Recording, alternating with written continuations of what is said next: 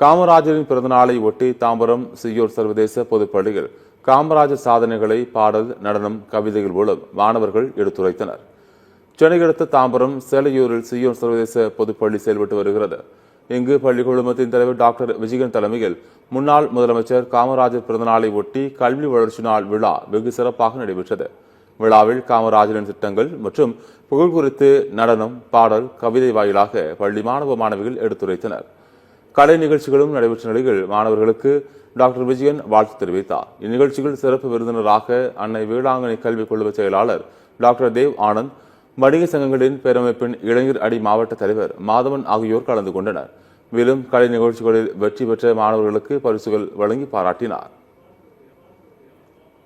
பெருந்தலைவர் காமராஜர் அவர்களுடைய 123வது பிறந்தநாள் விழா இங்கே தாம்பரம் ஜியான் பப்ளிக் ஸ்கூலில் இன்னைக்கு மிக சிறப்பாக இன்னைக்கு நடைபெற்று இருக்கு.